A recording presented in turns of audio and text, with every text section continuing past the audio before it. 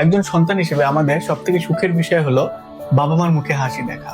আর আমাদের জন্য সব থেকে দুঃখের হলো আমার কোনো অপরাধের কারণে বা আমার কোনো কাজের কারণে আমার বাবা মা কষ্ট পায় বা আমার বাবা মা মানুষের কাছে ছোট হয়। এটা কিন্তু আমাদের জন্য সব থেকে ডিসক্রেডিট। সো তোমরা যারা এইচএসসি 26 ব্যাচ আছো, তোমাদের হাতে এখনো সময় আছে 40 দিনের মতো। তোমরা যদি চাও এই সময়টাকে পরিপূর্ণ ইউটিলাইজ করে তোমার বাবা মাকে তুমি হ্যাপি করতে পারো। তুমি যদি ভাইয়া এইচএসসি তে তুমি এখন যদি তুমি তোমার প্রিপারেশন একদম গোছানো না, তুমি হয়তো নতুন করে শুরু করেছো, তাও তোমার দ্বারা ভালো করা সম্ভব। তোমাকে এ প্লাস পেতে হবে না। তুমি এইচএসসি তে তুমি যতটুকু তোমার সামর্থ্য আছে, তোমার যতটুকু অ্যাবিলিটি আছে, তুমি সেটা সর্বোচ্চ চেষ্টাটা করো। করার পর তুমি যতটুকু রেজাল্ট করবা, তুমি বিশ্বাস করো এই রেজাল্টটা তুমি যখন এটার পরে অ্যাডমিশনের ফেজে পা রাখবা, যখন দেখবা এই রেজাল্টটা তোমার জন্য একটা ভালো একটা শক্তির জায়গা হবে।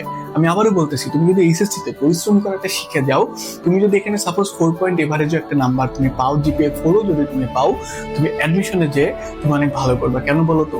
তোমার এই যে শেষ সময় 2টা মাস তুমি কষ্ট করা শিখে গেছো, শেষ সময় যখন তুমি তোমার সর্বোচ্চ ইফোর্টটা দিবা, তুমি অ্যাডমিশনে যেও সেম কষ্টটা করা, তখন তোমার কাছে কষ্টটা করা সহজ হবে।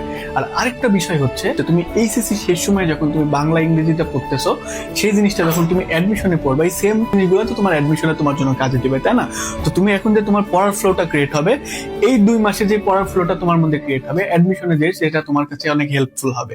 তুমি একটা ফ্লোতে উঠে গেলে, একটা রাইট ট্র্যাকে উঠে গেলে, এইচএসসির এই সাপোর্টটা তুমি অ্যাডমিশনে গিয়ে পাবা। এইচএসসি তে একটা ভালো ফলাফল করার পরে যখন অ্যাডমিশনেও ঢাকা বিশ্ববিদ্যালয় বা একটা পাবলিক বিশ্ববিদ্যালয়ে চান্স পাবা, তখন দেখবা তোমার এই কষ্ট যে ভাইয়া বলেছিল এই টাইমটাতে এইভাবে তোমাকে করতে, সেটা দেখবা তোমার কতটা কাজে লেগেছে। আমিও চাই তুমি ভালো করো, তুমিও তোমার বাবা মার গর্বের কারণ হও। তোমাদের সকলের জন্য শুভকামনা।